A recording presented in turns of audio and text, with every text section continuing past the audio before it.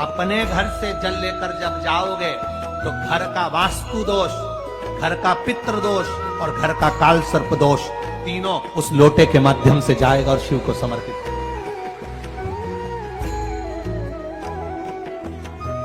आज फिर निवेदन करूंगा, इस नेपाल देश की पावन धरा से डोलेश्वर महादेव की कथा में निवेदन करना चाहूंगा। जो बेटा बेटी नौकरी के लिए अप्लाई कर रहे हैं, जो बेटा बेटी चाहे सरकारी नौकरी हो, प्राइवेट नौकरी हो, सर्विस के लिए अप्लाई कर रहे हैं, उन बेटा बेटियों से निवेदन है, दुर्वा शिव जी को समर्पित कर कर केवल दूब जानते हो ना, दुर्वा सब जानते हैं। दुबा जो माला पिनाई थी उसमें बहुत सारी लगी थी,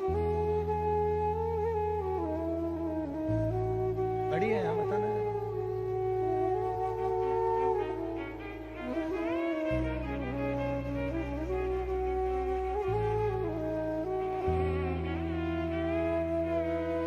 दुर्वा, जो बेटा बेटी सर्विस के लिए अप्लाई कर रहे हैं, तुम मेहनत करो, पढ़ाई करो, खूब पढ़ो, खूब तैयारी करो, अच्छे से तैयारी करो। जितनी मेहनत तुमने पूर्व में करी उससे दुगनी मेहनत तुम करो उस नौकरी को पाने के लिए। और साथ में जब एग्जाम के लिए जाओ, कहीं इंटरव्यू देने के लिए जाओ, दुर्वा शिव जी को, इस दुर्वा का जो डंडी का मुख है ये अशोक सुंदरी वाली जगह, फिर समझ लीजिए जैसे ये शिवलिंग, ये गोल जलाधारी, यहाँ से पानी नीचे गिरता है, बीच में अशोक सुंदरी का स्थान होता है। तो ये जो दुर्वा हम चढ़ाएंगे तो इसका डंडी का मुख शिवलिंग के ऊपर चढ़ाएंगे तो ये शिवलिंग पर डंडी की जो भाग है वो अशोक सुंदरी की ओर हो गया और ये भाग इस ओर होगा। शिव जी को समर्पित कर कर पहले दुर्वा चढ़ाएंगे, उसके बाद में देवादिदेव महादेव को एक लोटा जल जो तुम घर से लेकर गए हो वो समर्पित करो। 3 महीना लगातार अपनी पढ़ाई की मेहनत करो, अपने इंटरव्यू की मेहनत करो और खूब अच्छा पढ़कर साथ में एक लोटा जल और दुर्वा, शिव जी को भले 10 दुर्वा की जगह केवल एक दुर्वा चढ़ाओ, चढ़ाकर जल चढ़ाना, 3 महीने तक लगातार बाबा से प्रार्थना करना। विश्वास कहता है अगला पत्र तुम्हारा व्यासपीठ पर होगा, नौकरी निश्चित। आप करो मेहनत, कर्म करने में पीछे मत हटना, पढ़ने में पीछे मत हटना, विद्या अध्ययन करने में पीछे मत हटना, अच्छी एजुकेशन पाने में पीछे मत हटना। पहले मेहनत अपनी करो। पूर्व में जो इंटरव्यू दिए हैं उसमें जितनी कमी रह गई, अगली कमी को पूर्ण करने के लिए अच्छी मेहनत करो, खूब पढ़ो, खूब अच्छे से विद्या अध्ययन करो और फिर बाबा पर समर्पित होकर, बाबा पर विश्वास कर कर, भरोसा पूरा कर कर जाना। इंटरव्यू देते समय अपना विल पावर मजबूत होना चाहिए कि मेरे साथ मेरा काल अधिपति महाकाल है, अब निकल कर मानो। हम दुकान खोलते हैं, कपड़े की दुकान खोल रहे हैं, किराने की दुकान खोल रहे हैं, लोहे की दुकान खोल रहे हैं, भंगार की दुकान खोल रहे हैं, किराना की दुकान खोल रहा है, पान की दुकान खोल रहा है। हम दुकान खोलते हैं पर दुकान खोलने से पहले तुम्हारे 2 मन हो जाते हैं, चलेगी कि नहीं चलेगी, खोल तो लूंगी, चलेगी कि नहीं चलेगी। जिस दिन तुम दुकान खोलो 1 महीने पहले, 2 महीने पहले, 3 महीने पहले बाबा को दुर्वा चढ़ाकर एक लोटा जल चढ़ाकर नियम बनाकर जाना, 3 महीने बाद मैं दुकान खोल रही हूँ, 2 महीने बाद मैं दुकान खोल रही हूँ और मेरा विश्वास कहता है दुकान चलेगी।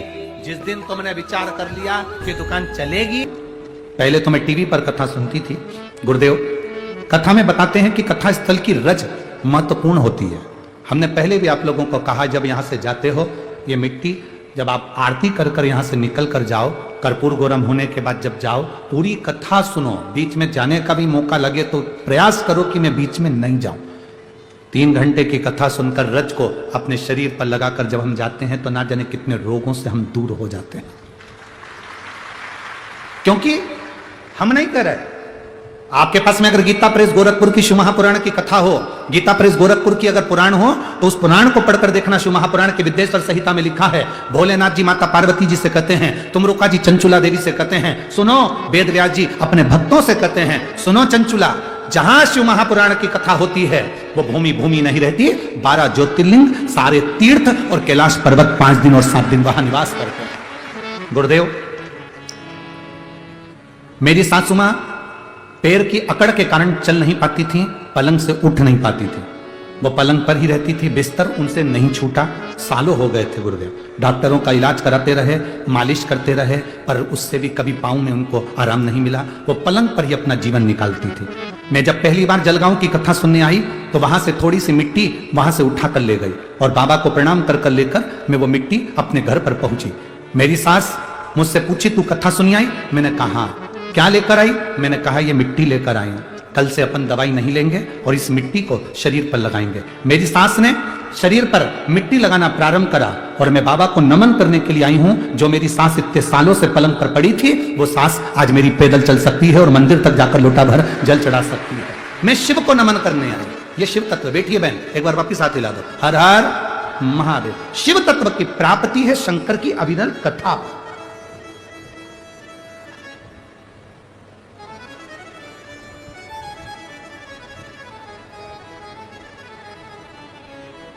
बाबा मैं तेरी हवा बिच उड़ती जावांगी, बाबा डोर हथों छठी कटी जावांगी। भोले मैं तेरी शंभो मैं तेरी। क्या देते हैं शिव? उद्दालक ऋषि, जिनकी कन्या सुजाता, उसने सुना कि शंकर भगवान पर जल चढ़ाने से रोग का निवारण होता है। सुजाता ने अपने मन में यह बात रख ली। उद्दालक ऋषि ने विचार करा कि मेरी बेटी का विवाह किसके साथ करूं। इतने सारे शिष्य थे, उसमें से एक शिष्य तक कहो ऋषि के साथ सुजाता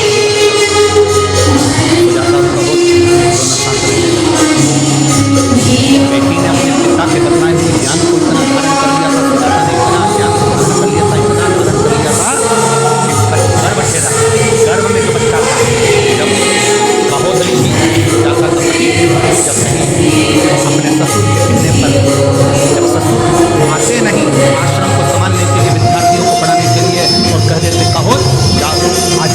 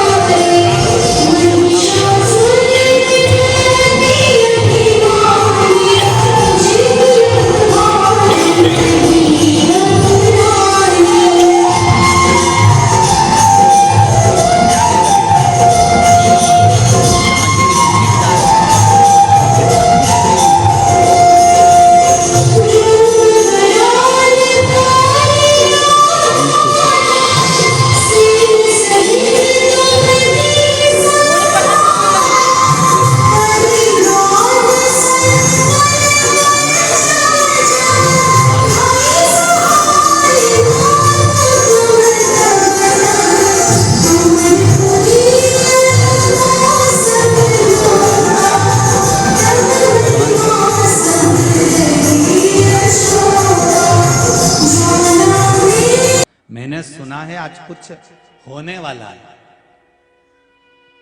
भगवान को तो सब मालूम था, पर के तो सभी कुछ होने वाला है। अर्जुन ने कहा द्वारका नाथ से, प्रभु हाथ जोड़ के निवेदन करता हूं आप बाहर रहना, हम अंदर जाना। भगवान कहने लगे मेरी जरूरत है अंदर, मैं चलूंगा नहीं। अर्जुन ने कहा हाथ जोड़कर निवेदन करता हूं पांडवों की ओर से, जब तक तुम्हें बुलाए नहीं तब तक तुम अंदर आना मत। हम बुलाएं तब आना, ऐसे मत आ जाना। आपको मेरा वचन देना पड़ेगा, मेरे शीश की सौगंध है आपको, मैं आपको सौगंध देता हूं। अर्जुन कहते हैं जब तक बुलाए नहीं तब तक अंदर आना मती। भगवान कृष्ण आंख में आंसू भर लिए। हस्तिनापुर के दरवाजे के बाहर एक कुर्सी लगी हुई थी, सिंहासन लगा हुआ था, जिसको वेटिंग सीट कहते हैं, वेट करने के लिए मां बैठ गए। अंदर चौसर चालू हुई।